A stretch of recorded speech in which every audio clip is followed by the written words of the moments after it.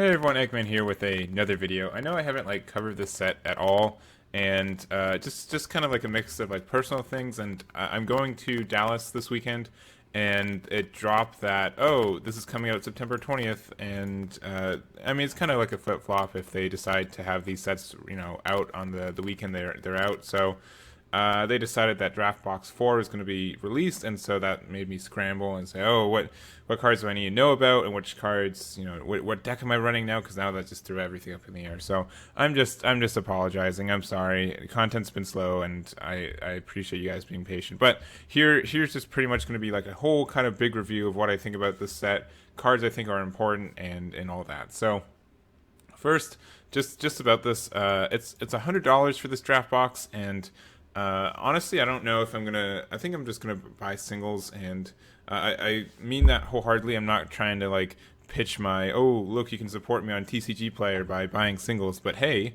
now that someone mentioned it, if you do buy singles, you can get them on TCG Player with my link below and help out the channel. But truly, this seems like just a bit of a trap. I think for new players, I think this could be a really good investment.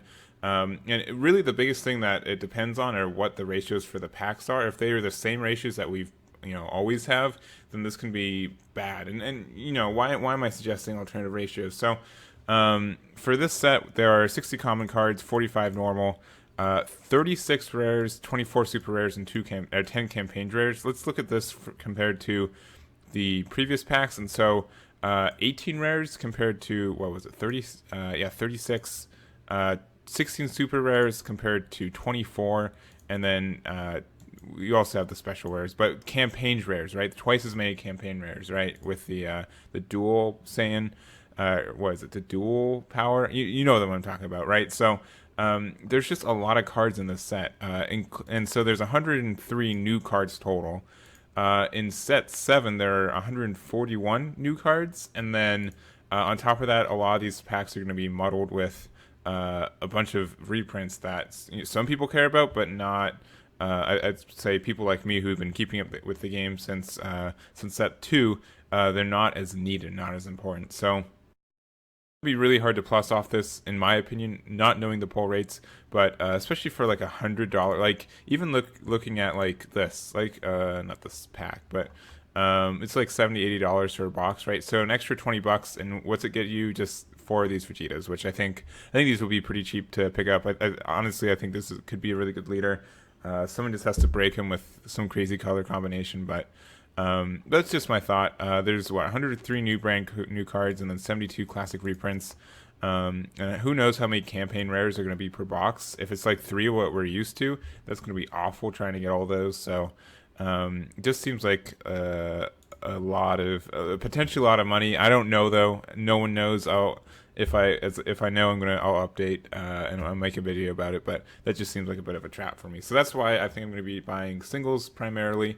But I could be wrong. Maybe I'll buy a box just because who doesn't like opening a box? So that aside, first the card of the week, we're going to have this Piccolo Cunning Strategist. I bought 3 more of these, making a playset. We got a lot of Universe 7 support in this deck, in this set, and then also this helps out Namekians too. And there's been a lot of sneakily good Namekian cards that have been releasing. So maybe I haven't re-looked over them, but I think there's a good chance that there's something hiding in there. But this is a fantastic card. For 3 being able to play him and a card. When this first came out, there weren't a lot of cards that were good on your opponent's turn, but now. A couple sets later, there are starting to be some cards that are really good in that regard. So, for example, let's go with Piccolo Assimilated Ability. This guy's just Piccolo or Namekian Frieza Saga. He's not Universe 7. If he was, that'd be super good. But he's probably one of the chase cards in my mind. I think this card can have a lot of potential. So active battle once per turn with Bond 2. Choose one of your opponent's battle cards with any cost of 5 or less and KO it. If you KO'd a card, draw 1 card. All of this stuff is nuts. Having to do Bond 2, I think, is the hardest thing, but this is active battle. Being able, and if you combo it with the other Piccolo, being able on turn 3, play the Piccolo, burst 3, play this for free, and then it's active on your opponent's next active battle turn. You already have the Bond 2 because you had 2 things out there, and you could probably even cheese your opponent, say, oh, it's Bond 2, and then play some Arrival during the battle step, and then and then use his ability to pop something, and then you also get to draw a card. So you go like +2 every time this thing goes off, which is insane. And it's, I mean, 5 or less is pretty good amount of stuff. Obviously, you can go with some like super high energy guys that are win conditions, and it won't pop Victory Strike or anything like that. But I think this can be a really fantastic control card, and yeah, just looks like it's going to be really good. So next up, we've got it's going to be pretty much like all of the new color combinations. So they released all the color combinations we hadn't had. And with the color coupling. So my favorite one is this Krillin and Android 18 power couple. I think all of them have a rival too, right? Yeah, they all do, which is cool. So this one's my favorite. It's Earthling, Android, and Universe 7, which are some really nice tags. It's an arrival for 1 green, and when you play this card, choose one. Your opponent chooses 1 card in their hand, place it in the drop area, or choose a keyword skill on one of your opponent's battle cards in rest mode, and negate it for duration of the turn. So this can be like a Beerus for 1 energy. Sure, you have to like pitch more cards, but being able to have the flexibility there, you get to play it in battle, and then if they all shotgun in with a triple strike, you can just say, oh, Krillin Android 18, get rid of triple strike. I take 1, and now your opponent's dead. So. Looks like a really good card. Just a lot of synergy. Universe 7's a great tag, and there's that. Next up, we've got Hercule and Majin Buu, Friends Forever. So this is also like for people who haven't already noticed this. This is a red Majin Buu, which means that you can use the 5-drop Majin to evolve onto it, and then go into Arcane Absorption for like AOD stuff. So just kind of some support there, but just a generically good card. So it's a rival for 1 blue. When you play this card, draw 1 and choose up to 1 of your opponent's battle cards. It gets minus 10k power for duration of the turn, which is important for decks like Universe 6, because that can get rid of the 1-drops. And then also, at the end of your turn, choose up to 1 of your red or blue battle cards other than Hercule and Majin Buu, and return it to their owner's hand. So being able to like reuse stuff that you care about their autos as well, that can be fantastic. You don't have to return anything, but just the flexibility there can really help it out. So it looks like a really nice card. I think red and blue are a good combination, and being able to use this for like the Agent of Destruction combo, I think can really help it out. So I'm interested to see what people are going to be doing with this, and for only like $3 too. So. And like it's red blue, so if you're using like some kind of like objection deck, being able to have a card, that helps out there and all that. Next up, we've got the King Vegeta and Vegeta Royal Bloodline. This is kind of like a fairer version of like what's it called, Shugesh Kid Goku. So when you play this card, draw 1 and then choose up to 1 of your opponent's battle cards in rest mode with energy cost 3 or less and KO it. So being able to just pop something that's 3 or less without your opponent really thinking about it can be good. The fact that it replaces itself, and it's a 20k body too, so nothing to scoff off there. Just pretty generic. I think it's just red and yellow are pretty good colors right now as well. So there's that, and then there's Son Goku and Son Gohan, Saiyans of Earth. This one seems interesting. So when you play this card, choose up to 1 of your opponent's battle cards with energy cost of 5 or less, play it sit in their owner's energy in rest mode. Then your opponent chooses 1 card in their hand and places it in their drop area. It's a rival for blue and green. So I don't know if this is like some supposed to be some weird support for like a Goku Black deck, but it could. They reprinted some green stuff, which may or may not be in this video. And I think that blue and green I've always paired together just because color wise they just look good next to each other, honestly. And then there's some abilities and stuff that makes sense. And so the OG-ish there's the blue yellow Zamasu engine that's come out of this set, but kind of like some more OG stuff. The blue green I think can have a lot of potential. So there's that, and just the fact that add stuff to their energy, so you don't even need like the Union fusion of like the big 8-drop multicolor one. You can just add to their energy with these cheaper guys instead, and really go off from there. So there's that one. So those are all the other one. There are 4 of the kind of already released colors. I didn't really find any of those ones super good. If you do, go for it, but I think those will be pretty cheap pretty soon.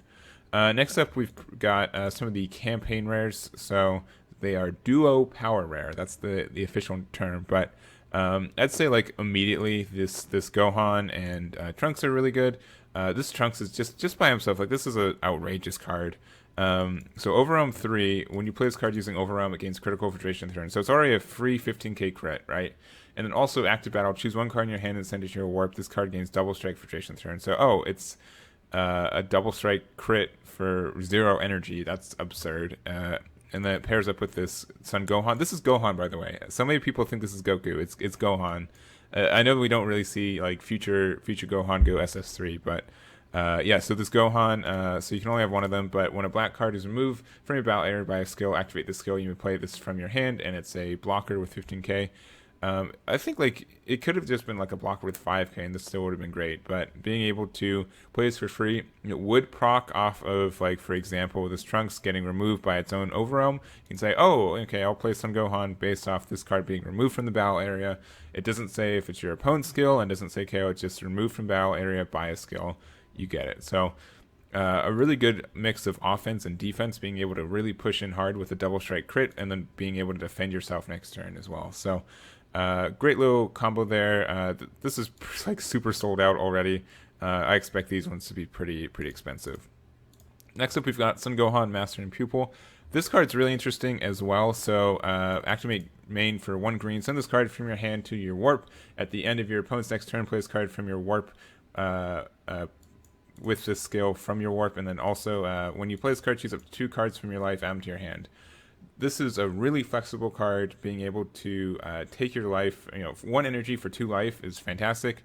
The fact that it's on the end of your opponent's turn, it slow, but it does have a lot of interesting synergies for stuff like the new Red Broly with Dormant Legend. Since it's on your opponent's turn that you take the life, you get Dormant Legend stacks, and then also this is your opponent's turn too. So if you're running like a green Chile, I've been known to run that like once or twice. You can still take life because it's on your opponent's turn, not your turn. So that could be.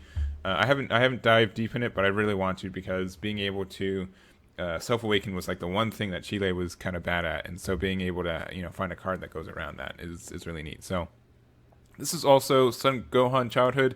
This is not Son Gohan Youth, so don't think that you can do fancy stuff with the red-green multicolor Goku Piccolo. It's different Son Gohan. Don't be a fool like me. All right.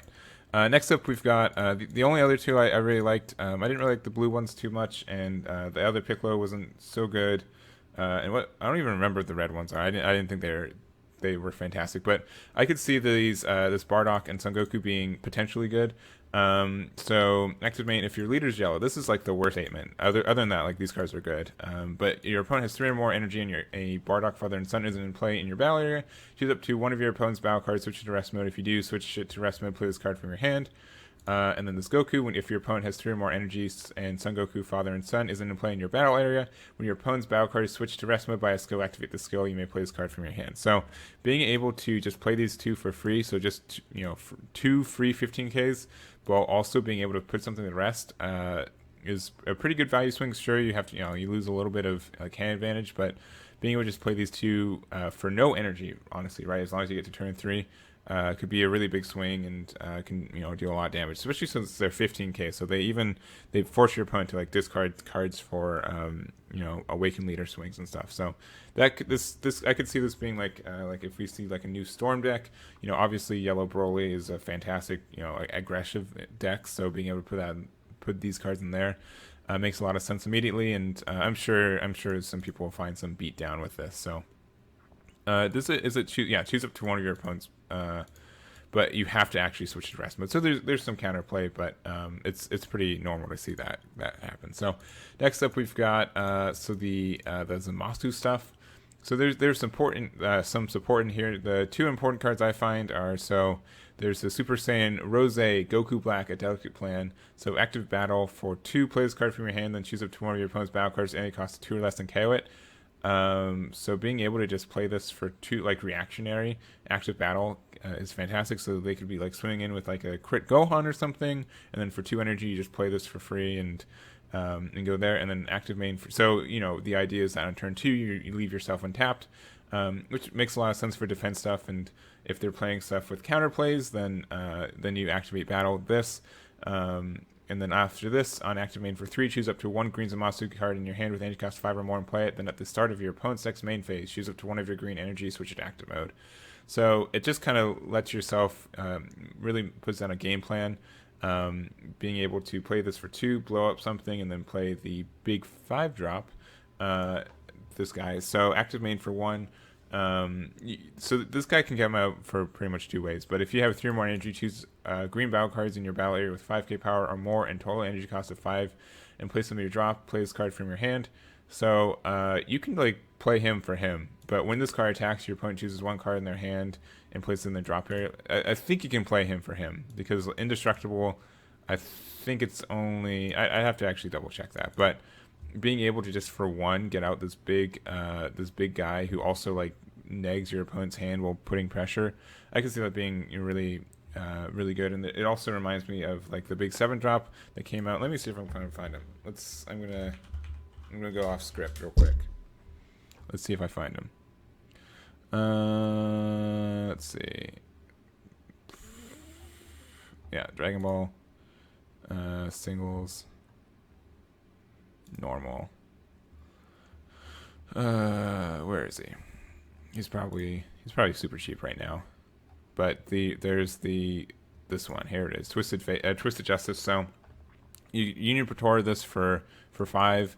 And then when you play this card, choose up 2 of your opponent's battle cards or up to 2 cards in your opponent's hand. Your opponent places all the chosen cards in the drop area. So being able to put some pressure there and stuff. So being able to just ramp out this guy a little bit easier and just having an easier time just makes another archetype there. So let's go next to Janemba. So this there's actually the kind of like the OG, not even OGs. So Bandai was really weird. They released in the set 5. They released this kind of Janemba that we see here, kind of like crit, kind of hand pressure, and then after that they're like, nah, we're just gonna do simply deck destruction and not have any interaction with that. So. But this card is really cool. So active main for 1 blue. If you have 3 or more energy, if you have no battle cards in play, play this card from your hand. So you can play just a 20k crit for 1 blue, which is fantastic. And then for 1 blue and 1 colorless, place this card at the bottom of your opponent's deck. Choose up to 1 evil incarnate card in your hand with an energy cost of 5 and play it. And so if we go to, I think it's like Janemba Infernal Chain. There we go. And so there's this boy here. So it's a 25k crit, sparking 10. Place this card at the bottom of its owner's deck. If your leader is an evil incarnate card, choose up to 1 Janemba card from your warp with an energy cost of 4 and play it. So for 3 energy, you're able to go do a 20k crit, and then go into this boy, which is a 25k crit, and then go into another Janemba with energy cost of 4 and play it, which could be any of the more generally used Janembas from the kind of like the mill strategy. So just being able to have like a bunch of like annoying crits, attacking can be really obnoxious and help out your opponent, especially with the Janemba leader. From set 5, it's able to stop counterplays by making them discard cards. I think this could be a really interesting archetype that a lot of people have ignored for a while, and maybe it's going to come back. So if you think it will, get some, make sure you have Infernal Chains because they're only 30 cents right now, and go from there. Next up is the Universe 7 stuff. We got like a bunch of Universe 7 stuff, and I haven't looked into it a lot. But red's always been like the least popular color in that archetype, and we got this really cool Vegeta. So if you're, and this is good for any red leader, but if your leader card is red, reduce the energy cost of this card in your hand by 2, so it's just a 3 cost. And when you play this card, choose all your opponent's battle cards and they get minus 20k power for duration of the turn. And if it's your opponent's turn, choose up to 1 of your leader cards, and it gets plus 5k power for duration of the turn. So this can just like wipe out Universe 7 board completely. Just 20k to everything is super impressive. Sure, you have to have 3 energy to do it, but I think it's very doable. And on top of that, giving your leader 5k bonus just seems like a really strong card and can really shut down a lot of things. So interesting card there. It's already $20, which is crazy for an unreleased super rare, but this could have some potential. And if you're running Universe 7, then it's colorless and all that. So and this could be put in Kaba, I guess, because it is Vegeta, but you need a red, you need a red card. So maybe you gotta do something with that. So next up, we've got this Ultra Instinct Son Goku. So this is kind of like a similar thing. So it's a huge energy cost for a counterplay. having to do what? It's a super rare counterplay, counterattack. It's 4 costs, but permanent discard skill can't be negated in any area by your opponent's skill, so it's better than it can't get Cold Bloodlust, unlike Victory Strike. It's in all areas instead of Victory Strike, who just says can't be negated, which means only in the battle area. But when you play this card, choose one of your opponent's battle cards, ignoring barrier, returns to the owner's hand, and if it's your opponent's turn, draw 1. So if your opponent drops down Gogeta 7, you can pay 4 energy, play this, bounces it back into their hand. You have to shuffle your hand back, and then you get to draw a card.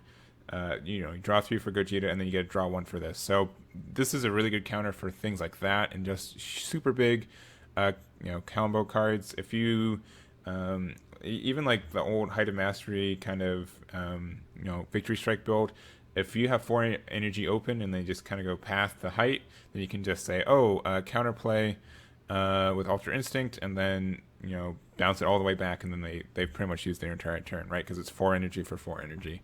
Fantastic card. It's only a 5k combo, which is interesting. It's a blue Goku. It's also a Saiyan Universe 7. Universe 7 helps out a lot. And there's not like a lot of good 20k Gokus too. So if you want to do Gogeta yourself, this is a great target for this. Seems like a really interesting card. Also, it's a 4 cost, so you can go into UI. I think that's like the idea because it's Ultra Instinct, but just a lot of synergies with a lot of things, and I think it could be good, even though it's a really hefty cost. Fun fact, you can also play this card on your turn, and it just bounces anything, so that has a lot of potential as well. And then we've got Frieza Universe 7 United. This one, I don't know how I actually feel about this. I kind of sneak this in, but so it's a blocker barrier, so if you're using that green Piccolo from before, it's a good card to just like play with Piccolo, plop it down, and then you've got a blocker barrier card, but also active main for 2, play this card from your drop area. So being able to two colorless and 1 blue, so you have to play 3 again, but you can play it from your drop area. So being able to play something from your drop area instead of your hand just means that you're not an advantage. And they started to show these effects in this game, with this set, being able to play stuff from your drop area, or cards that have abilities and active mains in your drop area. So this is probably like one of the remedial ones that could be good. It's Universe 7, which is fantastic in blue, so it could have a lot of potential there, but I just thought it was cool. Next up, we've got, so after this, we've got pretty much the just some rares and kind of some goods to haves. There aren't like a lot of, I don't feel like there are a lot of like staple commons in this. They're just kind of like a lot of neat cards. So we've got like Mirror Assault from the Skies. It's a double strike for 1 30k Overwhelm card, which is once again a really good value for 1 energy. But also, when you play this card, you draw 1, so it replaces itself, and then 2. At the start of your opponent's next main phase, choose one of your energy switch active. So, for technically free, you get to play a 30k Overwhelm card for 7, or 7 Overwhelm, and then you also get to replace it by drawing a card. And then since the energy on tap is there, you just got a bunch of value. If you pair this with the Toa leader, you just also can give it critical. So like this would be a great card for turn 3 as a Toa player, being able to play this for 1.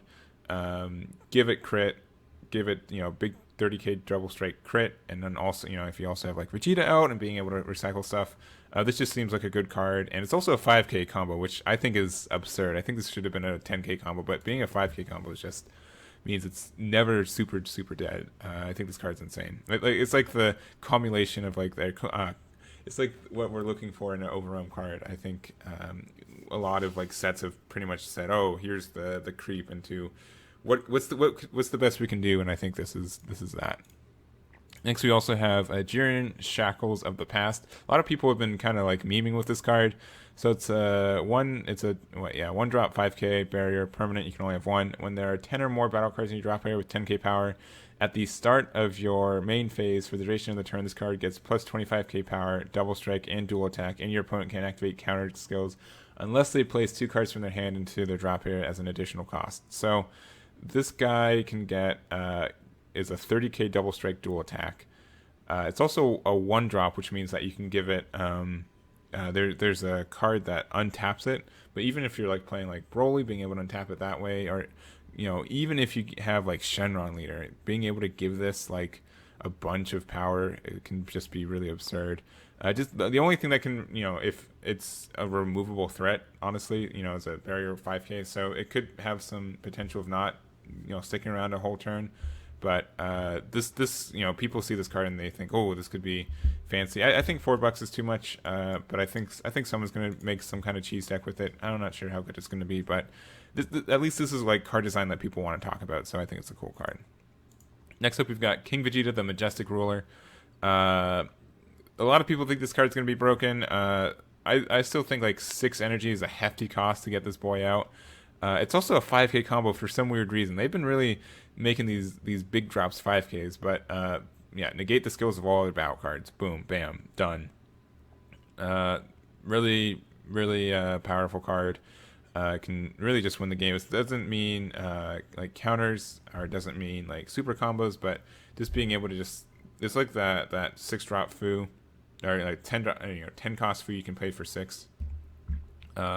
But just, it's yellow and more flexible and all that. And you can like world peace it on turn 6, so being able to world peace on 6, get this out, and then still have 6 energy to do stuff can be really, really good. So I don't know if ramp's so good, this can be good in ramp, but I'd like to see what else. I'm not sure. You can probably wait a little bit to see if this card's really good, but it's something people want to talk about. Topo Righteous Aid. This card I think is great, especially in Pan. This is a fantastic, being able to stop your opponent from doing anything. So counterattack, choose one other card in your hand, place it in your drop area, then negate the attack and play this card. If it's your opponent's turn, reduce the energy cost of this card in your hand by 2. So it's being able to play for 2 for a counterattack. But it's kind of has like this like a pseudo like Nimbus effect. So if it's your opponent's turn, when you play this card for the duration of the turn, your opponent can't attack unless they choose 2 cards in their hand and place them in the drop area each time. So I wouldn't say this is technically like necessarily a good card for like end of game swinging, but like in the medium game where you're trying to an aggressive opponent's trying to get some value, being able to play this and say tempt them with, oh, you can still attack, but you gotta drop some cards and lose like a lot of advantage. I think this can be a really great card. It's still 5k. You just have to have 2 energy to play it, but I think it's a good card. And if you're playing in Pain, you play this, you get a 5k boost. It's a 25k, you draw a card. So it pretty much recycles the 1 card you have to drop to play it. So really good. And then lastly, we've got Remote Serious Bomb for a couple nickels. Active Main. Your opponent chooses one of their battle cards and send it to the owner's warp. Boom. Great card.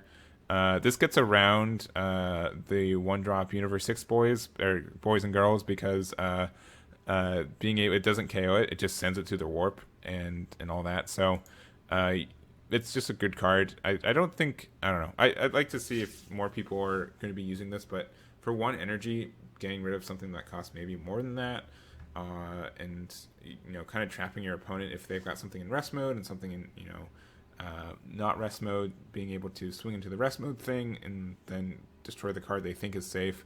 I think that can be really good. It doesn't get rid of barrier, or it doesn't get around barrier, even though it's your opponent chooses.